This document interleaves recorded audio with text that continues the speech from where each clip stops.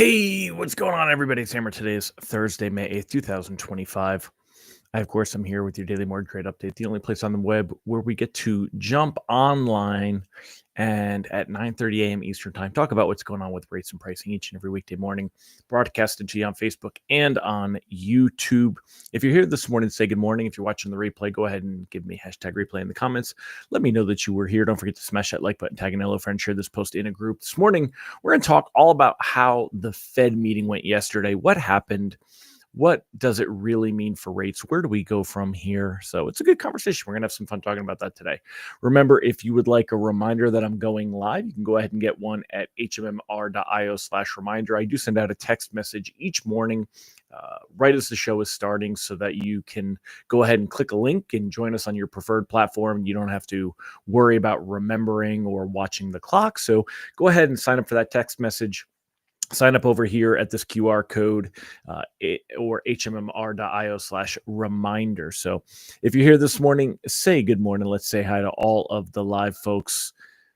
Mr. Greg says, where is everyone? Don't worry, Greg. They're all coming in. It generally happens about this time. So that's why I kind of also start the show the way that I do, is to give everybody a chance to log in and log on. So if you're here this morning, say good morning, like my man Candido Diaz. Good morning, sir. Great to have you here. Colin Jordan, great to see you. Brandy Brickler, good morning. Mike Tebow, great to have you here. Amy Blauser, good morning. Mallory Fotiatis, great to have you. Megan Lindberg, good to see you as well. I think I said hi to Colin Jordan, but if not, hello, Mr. Jordan. Jerry Avila, you're here on time. A little early for you this morning. Good to see you, my friend. Hope all is doing well in your neck of the woods. Kyle Mazikas, good to see you, sir. Carly McLeod, great to have you here. Tim Klyla, good morning, man. Sean Segaloff, you're not late. We're just getting rolling, my friend. Rob Stewart, Michael Love, great to have you all here. Randy Leonhardt, good morning. And all right, so it's nice to be back at the desk. I'll tell you, not gonna lie, it is easier to do this from my office than it is from the road. So anyway, let's go ahead and get into the good stuff. Let's talk about what we got going on this morning. Good morning, Eric. I'm sorry, my friend. I am back to being long-winded. A lot more people like the longer show, so we're gonna stick with that for now. So anyway, what we got going on this morning: mortgage-backed securities down a handful of basis points, 2, 3, 4 basis points here. We just kind of go up and down. Let's zoom in over here and let me show you. If we take a look yesterday, let's kind of recap and go over what we saw yesterday here. I will move this over so that it fits. Make it a little smaller. Let me move this over. Okay, so here you got your 48-hour chart, right? So yesterday, when pricing came out, most lenders were right around that 99.40ish mark when lenders were setting pricing, and we're a little bit better than that this morning. So you're generally like we're a few basis points up. You'll see pricing similar to yesterday, maybe a little bit better. And it was funny because the Fed meeting is at 2 p.m. Eastern time, but we saw a buildup here. You see this swing of improvement ahead of the Fed meeting. It wasn't huge, but it was a kind of a positive move. And we actually saw quite a few lenders reprice better. This is Mortgage News Daily, and they have different users that go ahead and share when they get reprices better. And you could see that there were a handful of reprices better before the meeting. And then after the meeting, we saw some reprices better. Mainly that was like, I'm going to call that a relief reprice, right? Because the Fed meeting was really kind of a snooze fest as far as where things went. So when we take a look, of course, we knew the Fed was not going to raise the Fed fund rate at the meeting. That did not happen. We knew they weren't going to cut the Fed fund rate at the meeting. That did not happen. So it was there. So good morning, Mr. Ron Siegel. Great to have you. Mike Morano, Monica Dinkins, Deb Dickinson. Great to have all of you here. Sherry Keeter, Dan Hebert. Dan Herbert. Good to see you. So anyway, yesterday you can see here, first thing, 2 p.m. That was when the Fed came out with their policy statement. I'm going to go ahead and thank Matt Graham in advance here for I'm going to utilize a couple of the things they've got on MBS Live. And because I'm doing that, I have no affiliate. In other words, I don't get paid anything. I have no links or I have no discount links, but because I'm using those tools, if you're looking for a live tool to stay up to date during the day, and I'm going to be upfront, most originators don't need this in today's market. But if you are looking for something, check out MBS Live. It's a great tool, and they use a Reuters feed, which is one of the reasons I like to follow it. So, but if we take a look here, Matt Graham takes the time. Let me just shrink this down a little bit so it fits. Okay. So Matt Graham takes the time to kind of show what changed in the Fed announcement. So after each Fed meeting, the Fed releases their policy statement. And basically, like you can see here, they just kind of make changes when it's underlined, it's an addition. When it's struck out, it is, a removal. It's been changed. So, you know what? Let's zoom in so we can kind of. So, like, they took out the word recent. They wrote all those swings in net exports have affected the data. Recent indicator suggests the economic activity has continued to expand at a solid pace. Now, again, we've talked about the fact that when you talk to real people out in the world, people are struggling, but people are often struggling. We're definitely still spending a lot of credit. And because of that, we're seeing the actual data that the Fed is using shows the economy is moving along just fine. The unemployment rate is stabilized at a low level in recent months. Remember, it was 4.1 and it moved to 4.2. Labor market conditions remain solid. Inflation remains somewhat elevated. So it's important you recognize those two things, because the Fed's dual mandate, the Fed is basically focused on two different things. They're focused on the labor market and maximizing employment, and they're focused on price stability, which is keeping inflation at or around 2%. And they use the PCE, the personal consumption expenditure, as their favored gauge for inflation. And the PCE has been running at about 2.6 for the core, which means removing energy and oil prices, or energy and grocery prices from that, right? So it's inflation still above where they want it, but I mean, compared to after COVID when we were at 9%, it's very much close to an acceptable amount for them. Now, the reason it's kind of important to get this, and the reason I'm kind of stressing that, is the whole emphasis yesterday after this policy statement. The policy statement gets released at 2 p.m. Eastern time. Then a half an hour later at 2:30 p.m., Fed Chair Jerome Powell walks into a room full of reporters. He usually has some prepared statement that he gives, and then he answers questions. Now, as he answered those questions yesterday, there were a couple of things that really just kind of stood out. So first and foremost, it's important to note, when Powell has the press conference, that's usually when we see rates get affected. It's when we see markets move, we see bonds react. We could come over to these charts and we could see that we would get a big move here. So at 2 p.m., the Fed came out with their policy statement and bonds didn't really move much. I mean, at 2 p.m. on the nose, they were at 99.49. A few minutes later, they were at 99.50. I mean, really not much of a difference at all, right? The Fed meeting, the Fed Chair Jerome Powell's press conference was at 2:30. And again, they started out basically in that same realm. And you could see there was really not much move. There was one little dip when he answered a particular question, and markets were like, oh no, here it comes. But it was almost like when, it's like that airplane, and then it goes down and it recovers. Woo! And it just kind of popped right back up right after that, because the emphasis of the meeting was basically very boring, that they're just going to wait. So the Fed funds rate currently at 4.25 to 4.5, right? It's a range. So we're going to call 4.25 just for ease. So before the jobs data, remember that markets were pricing in a 60% probability that the Fed would start lowering its Fed rates, which is what's happening in other countries. Who just lowered the rates this morning? European Union. Blah blah blah. Who just cut their? Let me get to the Wall Street Journal. They have it on here. No, UK trade agreement. Who just cut the rates? It was either it was either Bank of England or the European Central Bank. It shows you I don't even pay attention because it doesn't even matter on this one. But anyway, so going over this, let's go back to this article. This is more important, right? So Powell emphasized that the Fed is in no rush to cut rates using the word wait. And he used some version of that word wait 22 times. Part of the reason that he used the word wait and that the Fed is going to wait 22 times is because he basically got asked the same question over and over again, just in different ways. He, of course, was asked about Trump firing him, and he said, we've already covered that. And he's not playing into that. Trump did not like the fact that the Fed left things unchanged. Let's find that article real quick. Powell says that the Fed's not going to be rushed. Where is the Trump comments on? Here it is. So Trump, he didn't like that. He wants the Fed to cut rates because he wants to spur the economy. So of course, he has a very direct platform with Truth Social.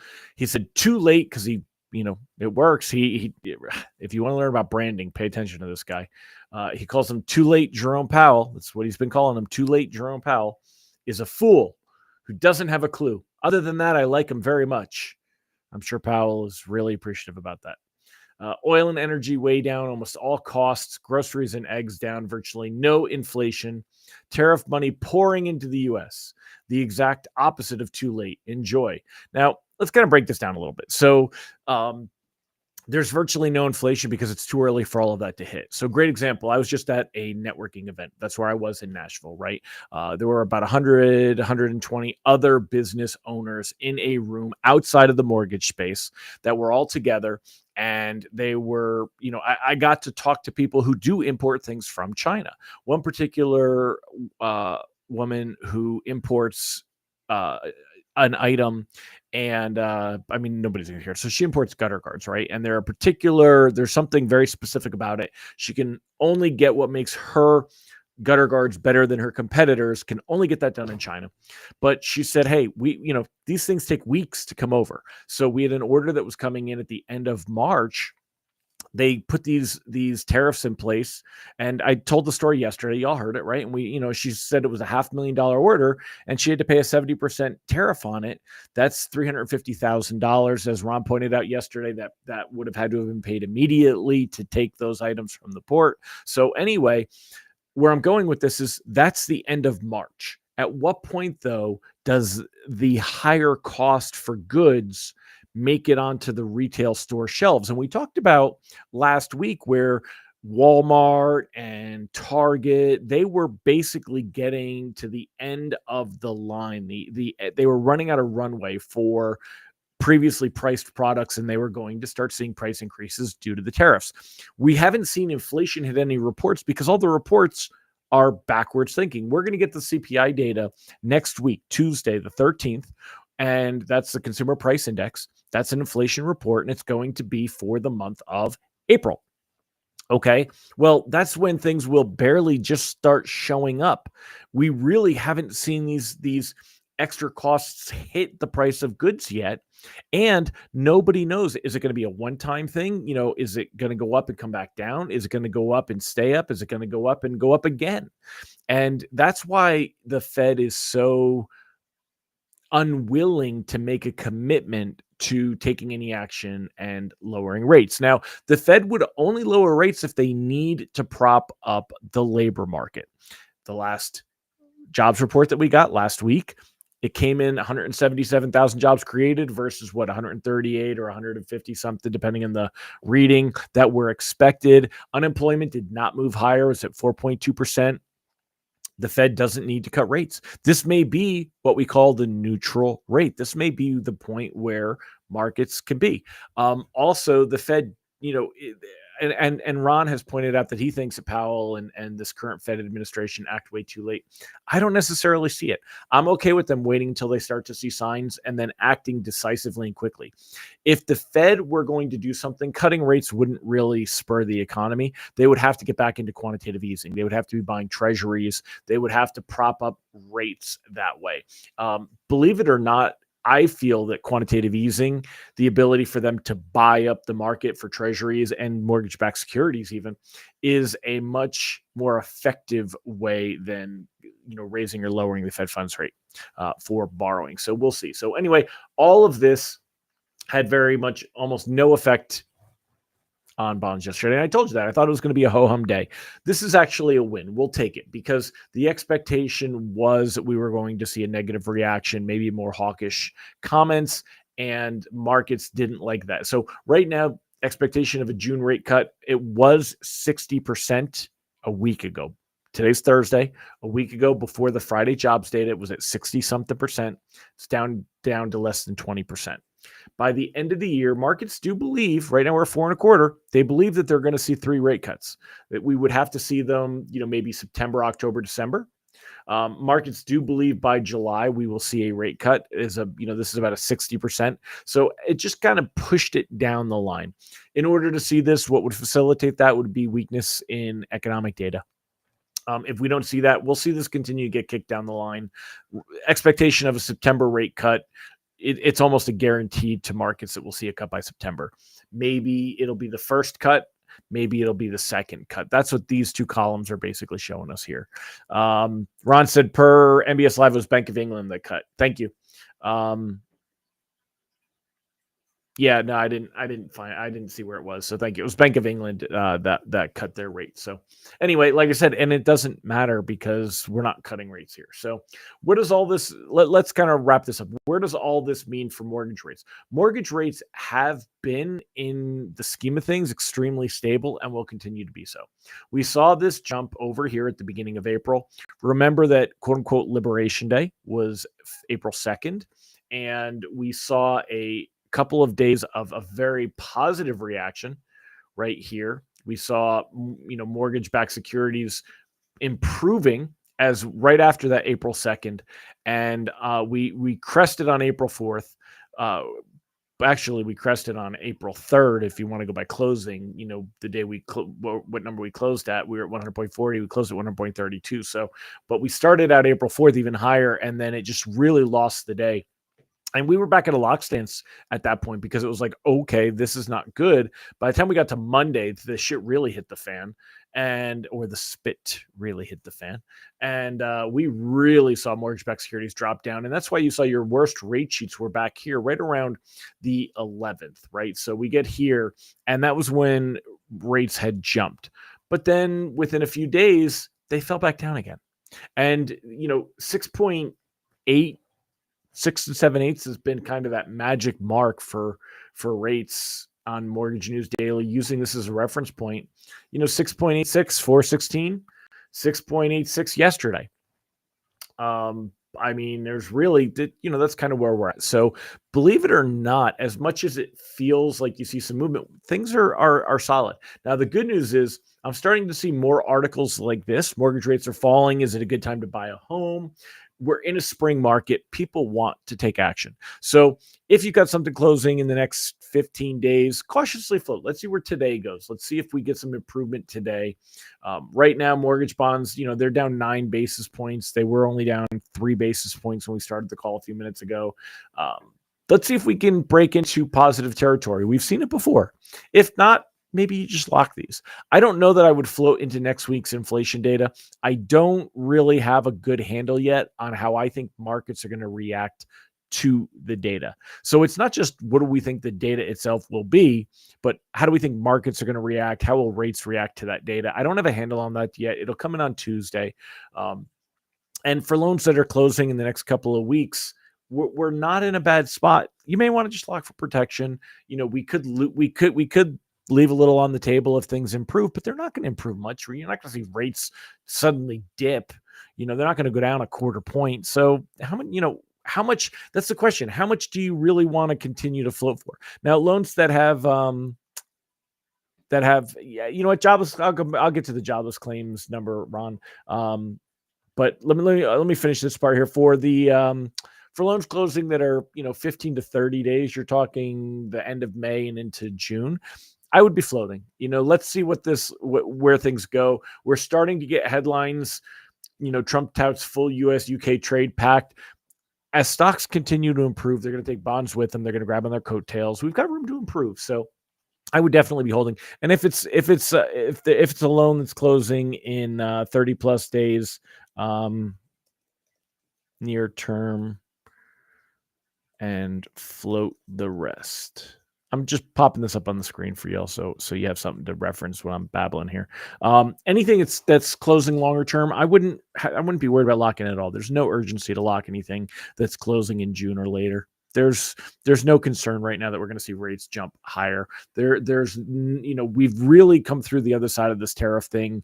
If we start to see signs of continued inflation, that could push rates higher, but we're not going to know that for at least a month. So, that if we see something where markets are reacting to it. Mike Thibault said, CNBC said the Fed whisper, Nick was in the audience and listened for his softball question. Ron Siegel had said that too. Ron, do you remember what did Nick ask? I was doing a couple different things. I don't remember Nick's particular question. We could go to and find it, but I mean, we're running long already. So the takeaway on this to me from the Fed was so clear on this. They really just over and over said, we're watching inflation. We're watching the labor market. We're waiting to see which one blinks first. And if the labor market starts to tank, then we'll look at cutting rates. If inflation starts to go up, we're not going to cut rates. And I don't think there was any risk of hiking rates, which is good. So there's really, I just don't think, but markets believe the Fed is going to have to cut rates. They think that we're going to run into an economic scenario. But remember, the Fed's dot plot, they only said 2 rate cuts this year is what they were anticipating. Markets are anticipating 3. So we'll see, we'll see where that goes. 2 rate cuts would be here, 3 here, possibly 4 here is what markets are looking at. So Ron said jobless claims better than expected. I don't worry about jobless claims necessarily. They're all coming in right around, that 270 level. So let's see. Jobless claims drop. They came in at 228. So, yeah, I mean, that was roughly in line with the median forecast in a Bloomberg survey. Continuing claims is an interesting one. Number of people receiving benefits also fell. So applications for U.S. employment benefits fell back last week to levels consistent with a stable labor market following a short-term spike coinciding with spring recess and Easter holiday. So, you're not seeing signs of weakness. Mike Morano, crazy credit card debt and revised BLS numbers tell a different story. Yes and no. I mean, people are living on credit. We've been saying that for a year now. The question is, when do the banks pull the plug on that? As long as people have runway, it's kind of like the U.S. government. If we can continue to borrow, we'll continue to borrow. But the BLS numbers, the revisions, I think people spend too much time talking about the BLS revisions or even the BLS numbers altogether. I don't put a tremendous amount of accuracy in those numbers. I really don't. I have, I actually, Gmail. Let's see. Hold on a minute. Let me go to Gmail. I actually get the survey. Come on. BLS. Hold on, I gotta make this bigger so we can see what we're doing here. BLS survey. Let's do that. Here you go. So, I mean, I get, from the Census Bureau. This one's not the BLS one, but this is, I get the business trends and outlook survey for our company and. Estimated response burden. I ignore these. I don't fill the damn thing out. I don't care. I don't want to be bothered with this crap. So, but anyway, my friends, that's what we got going on. I don't think we have much to worry about. So Eric said the fourth quarter will have lower rates and higher unemployment. It's possible. It's possible. Do you know how many times we've been calling for stuff like that and it just doesn't come? So I'm not necessarily in agreement on that. Should it happen, or is the writing, are the tea leaves there that it could happen? Yeah. Will it happen? I don't know. We could see with the trade tariff stuff, trade deals start getting done. We could have a breakthrough with China. Everybody's celebrating. Businesses are rampant. Again, consumers will still be spending credit, but businesses will stay busy, and then you don't see any dip in employment. Ron said Powell wants to be late again, reactionary, not proactive. Yeah, that's exactly. Plus, I think so many people give Powell a hard time for no reason. They have to deal with the fiscal policy. The Fed does monetary policy. The administration does fiscal policy. When they're messing around with the trade stuff, it could swing in a heartbeat. Powell said in his press conference, he's like, what if we cut rates because it looks like the economy is in trouble because they're being proactive, and then Trump turns around and lifts all the tariffs, and then the economy super heats up, and then they're in a position where they have to slow it down. Nobody wants to hear that. Everyone makes fun of him for that. But hello, Trump is mercurial. We've said this before. And, he's already coming out saying, oh, well, they've got to deal with the UK. I mean, we got India. There are 60 deals being worked on. You don't know that. So I don't blame him. I don't blame the Fed. I think the Fed has done an amazing job since COVID. I really do. I know that I probably sound like some kind of a fanboy, and I'm all right with that, because when you step back and look at it, country's doing well. And I know that people struggle, but people struggled before. People always struggle. That's a different story. I think we have a broken labor market, but I think that historically, generally, you've got the haves and the have-nots. And we're going more towards that. I think there was a time after the Industrial Revolution when the country was in a very unique place. When you look at where we had a just really well-to-do middle class, it's a very small period of time in the scheme of things. So keep that in mind. Anyway, my friends, yeah, Eric said you can't be proactive if you're not certain on what's active. And I absolutely agree with that. I mean, it just, I think trying to stay ahead of Trump is like playing Frogger, so. All right. Anyway, y'all, 27 minutes. So much. Anyway, there's 50 people on. So the numbers don't lie. You guys like to sit and have this conversation. Hope you all have a fantastic day. It's 10 a.m. Eastern time. Let's all get to work and go get to work. I think I'm going to start ending it every day with that. Go get to work. Go get to work, people. Go get to work. I'll see you tomorrow. Go get to work.